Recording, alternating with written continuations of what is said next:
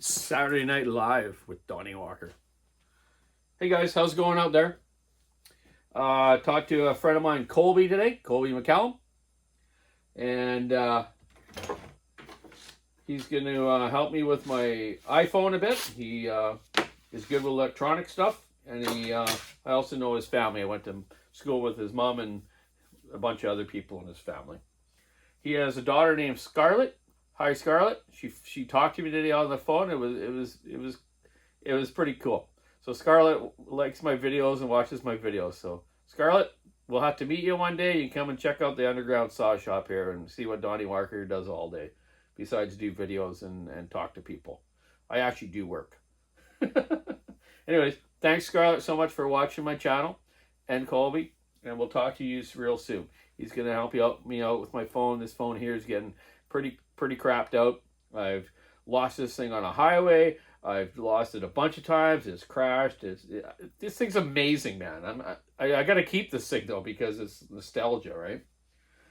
So, anyways, I'm just here working on a 461 for a friend of mine. This 461, he was falling with it, and on his back cut, it was just sitting there idling, and all of a sudden, it just quit. So he was like, "That's weird." It was running perfect, right? It was very rainy though, and here on the wet coast, I'm telling you, the rain is one of the worst things for saws. It just pounds down. Like the other day here, the water was coming right over my eaves troughs. That's why we call it the wet coast. So water does a lot of damage to saws. You get water in your fuel. Plugs up the tank vent sometimes with the fine sawdust and water. And it's also very hard on your intake wear of your piston. If you're not running a good filter, well, even if you're running the extreme filter, still the vapors of the water gets in there, and you can see wear on the intake part of the piston from water damage, bad filtration. That's the two things that really wear out the intake of the piston on these. Or if it's someone's ported it and didn't finish the port properly, but that's another whole other game. So what happened to this saw, and the reason I found out very quickly what was wrong with it is when you're checking out pro saws, you really need to just have a physical look at everything first. Look at everything. Take the clutch cover off, feel the crank. Okay, it's got no sideways movement to the crank. Your bearing's still good there. Same on the flywheel side. If it moves up and down, you have a bearing problem. Quick thing to check, right? Make sure you got spark, and make sure it's not scored. So he already brought this in with the muffler off because his other muffler fell apart, and his spare saw or his part saw has one on it, so I'll be putting another muffler on it. But it was easy for me to check the top end. It's fine. I don't see any bearing flashing marks on the piston. No marks on the top of the piston from bearing marks. So I know the motor is good. No up and down play in the crank, and that's all good. So as I'm checking it over, as I took the top cover off and starter off and looked in there as well, looking to make sure there's no bare wires or anything, right? Just physical looking stuff. I noticed the pulse line's off. The pulse line runs your carburation fuel pump, and that's why it wouldn't refire and run right. So probably in the last couple trees that he was doing, he might have been pulling on it pretty hard. I believe he runs a 36-inch bar on this 461, the lightweight still bar. I'm sure he does, actually. Almost all of that crew does up there. So a lot of people don't understand. These guys on the West Coast here, they're such good operators, man. They don't need a bigger saw. They can run a 461 with a 36-inch light, have a good, properly sharpened chain, know how to fall right, and make it feed nice, right? Don't make the rakers too hungry. Just make it feed nice, and these things will cut down a lot of big wood. Sure, a 661 might be better, but he also does have a couple old 066s actually if he's in real big wood, right? But yeah, there's nothing wrong with these little saws. They're not really little. To me, it is, I guess. But overall, these are what 77 cc's. You can't beat them. These have been a great saw. And now the new model of this is really called the 462. And then you have the 500 now. But off topic again, eh? So what I'm saying is, you know, that physical look and checking things over, I noticed that. So I know there's like really no water in the carb or anything like that, or what he kind of thought, right? Because, like I say, it was raining so hard that day, he just kind of assumed it was that.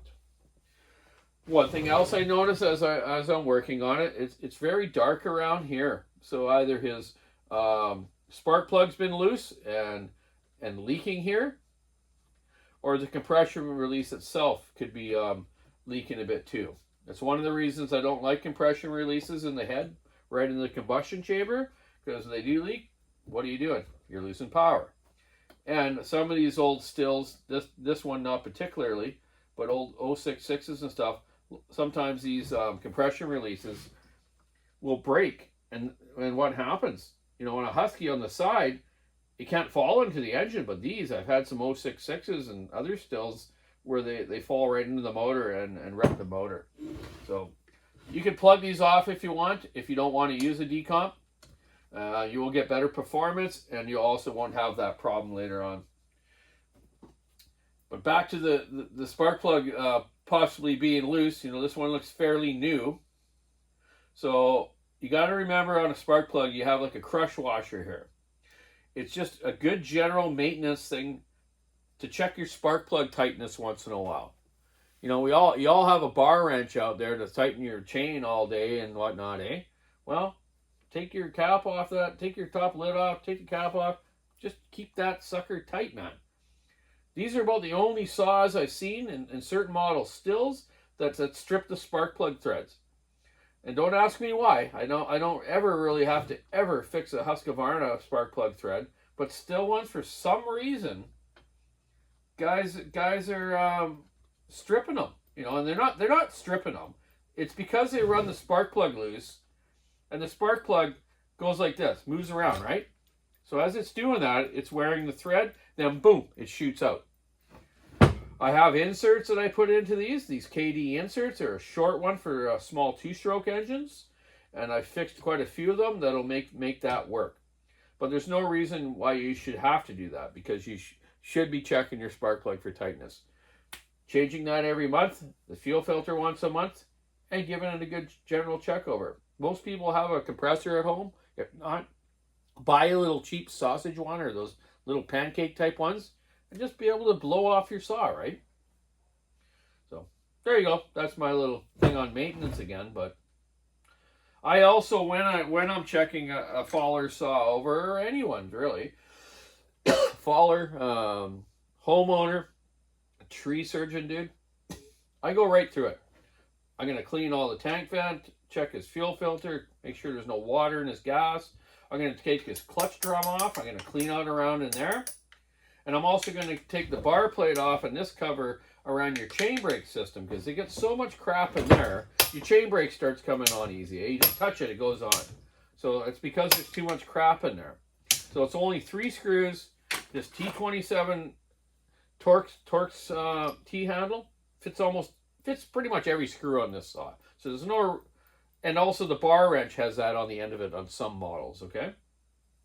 Also check your handlebar screws. I check everything. Your dog screws, which is really important on these, because that's a lot of guys have dog screws stripping, and you know, then you could be damaging the case, and you don't want to have to buy a case. So just doing your general maintenance will go a long ways. Hey, that's enough of that. New Year's is coming up, man. Unbelievable. Tomorrow night, New Year's Eve. So let's have a little challenge thing here. Not challenge. Let's have some comments. Like, what was the funnest thing you did this year? The overall funnest, happiest time you had this year? I'm not sure about me. I had lots of happy, good stuff, because I like to have fun and be happy. And if you aren't, you're missing out on a lot of stuff, man. So let's see what everyone says, and I'll put a comment in there what I kind of figure was my best time of the year, what I did, and we'll go from there. So keep your saw into it, stick in the ice, rubber on the road. Have a great day and do your maintenance, or you'll be bringing it to me and spending money with me where you shouldn't have to. I don't mind though. Happy New Year if I don't do a video tomorrow, but I probably will. So have a good night. Time to take Fozzie Dog out for a walk and myself, because next year I'm gonna. I don't really do those New Year revolutions or resolutions or whatever you call that, man. I got messed up mouth, eh? I just want to have a good year, get in a little bit better shape, and go to some more of the logger show next year, run some of my racing saws, and help out some people with that, and my kart racing as well. So you'll see that coming up next year. I'm going to be doing a lot of that. And that's my fun. Logger shows, go-kart racing, fishing, hanging out with Shelly and the Foz, and my daughter Taylor, and my mom and dad. I'm going to try to do lots more with my mom and dad next year. My mom's going away for a little bit in the spring, and I'll be hanging out with my dad. We're going to go camping maybe a couple nights and a little hanging out. So, you got to take care of your folks. They're all getting old like us. We all got to take care of each other. So, be kind to everyone. Be happy. See you in the new year if I don't see you before. Have a good night. Bye.